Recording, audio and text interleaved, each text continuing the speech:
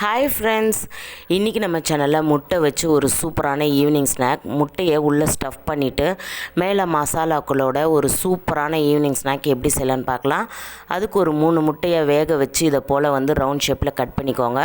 முட்டைக்கு மேலே ஒரு பிஞ்ச் அளவுக்கு மிளகாய்த்தூள், ஒரு பிஞ்ச் அளவுக்கு உப்பு, மல்லித்தூள், கரம் மசாலா சேர்த்துக்கலாம். நீங்கள் விருப்பப்பட்டால் சிக்கன் மசாலா கூட தூவிக்கலாம்.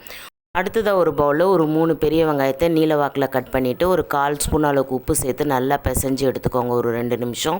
அடுத்ததாக அதில் 2 பச்சை மிளகா, கருவேப்பிலை, 1 ஸ்பூன் அளவுக்கு மிளகாய்த்தூள், 2 ஸ்பூன் அளவுக்கு கடலை மாவு, 1 spoon pepper powder, 1 spoon garam masala, உப்பு தேவையான அளவு சேர்த்து கொஞ்சமாக தண்ணி விட்டு நல்லா பிசைஞ்சு எடுத்துக்கோங்க.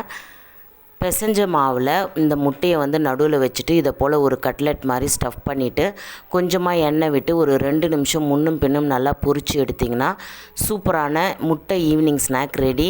கண்டிப்பாக ட்ரை பண்ணி பாருங்கள். தேங்க்ஸ் ஃபார் வாட்சிங்.